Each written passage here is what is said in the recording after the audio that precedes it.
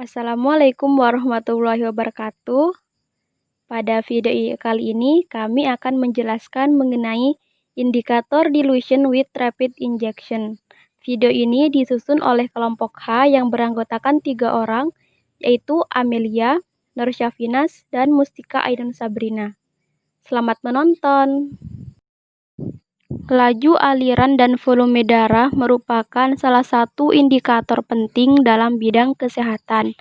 Hal ini dikarenakan pada dasarnya laju aliran dan volume darah berguna untuk mengetahui konsentrasi oksigen dan nutrisi lain yang terkandung dalam sel. Thermodilution.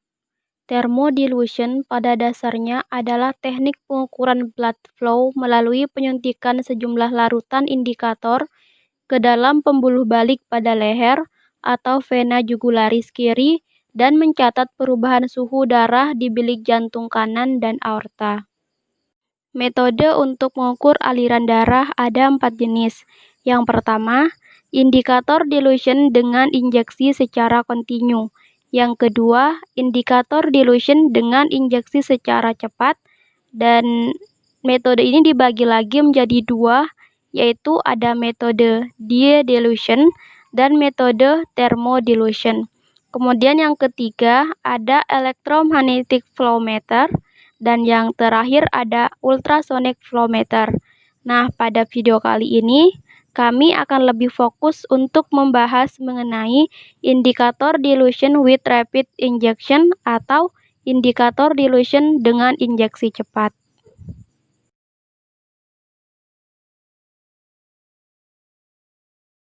Catheter, also known as Swan-Ganz catheter. A Swan-Ganz catheter is usually 110 cm in length. A balloon surrounds the tip of the catheter. Catheter is marked at 10 cm increments from the tip, to aid insertion. Usually there are 4 ports in the PA catheter. First is the proximal infusion port, its lumen terminates 30 cm from the tip of the catheter. This opening lies in the right atrium when the tip is in the pulmonary artery. So this port can monitor right atrial pressures, that is central venous pressure. It can also be used to give fluids and drugs. The second is the distal pulmonary artery port, its lumen terminates at the tip of the catheter. So when in position, this port is used to measure pulmonary artery pressure, and mixed venous saturation. Third is the balloon inflation port. Fourth is the thermistor, its lumen terminates 4 cm proximal to the tip of the catheter. It is used to measure cardiac output using thermodilution technique.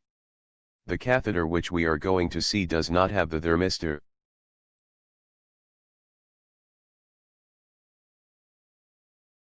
The PA catheter has to be flushed with saline before the insertion.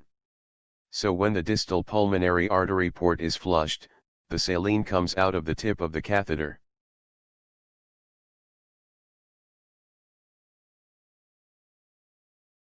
Next, the proximal infusion port is flushed. One can see the saline coming out of the opening at the 30 cm mark, as discussed earlier.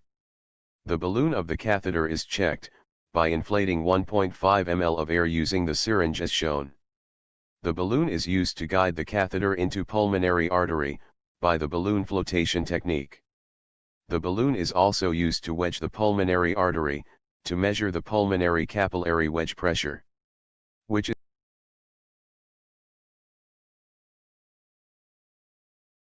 Indikator seperti selin, agen kontras, dan ringer yang bersuhu rendah disuntikan ke dalam aliran darah. Disuntikannya dapat melalui port pertama atau port proksimal dari kateter yang terletak pada arteri pulmonalis atrium kanan jantung. Kemudian indikator akan mengalir masuk ke atrium kanan. Larutan dingin tersebut akan menyebabkan terjadinya defisit termal yang digunakan sebagai pengukuran di metode ini. Kemudian indikator akan bercampur dengan darah dan melewati katup trikuspid menuju ke ventrikel kanan. Setelah itu, sebuah thermal flame atau thermistor pada kateter akan mendeteksi perubahan suhu darah yang melewati ujung kateter pada arteri pulmonalis. Dan terakhir, hasil perubahan suhu dari waktu ke waktu dihitung dan dikonversi oleh komputer dan diubah menjadi pengukuran curah jantung dalam bentuk kurva. Cardiac output akan berbanding terbalik dengan daerah di bawah kurva. Kurva curah jantung normal memiliki upstroke halus cepat dan downstroke bertahap.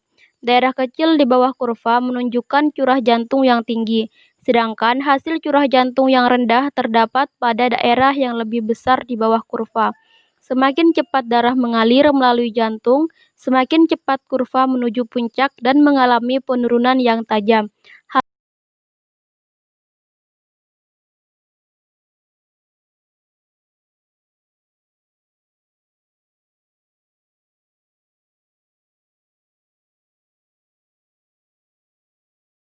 A known quantity of a suitable dye or indicator, Q, is injected into a large peripheral vein or the right atrium. This passes rapidly into the right side of heart, then through the blood vessels of the lungs, through the left side of heart,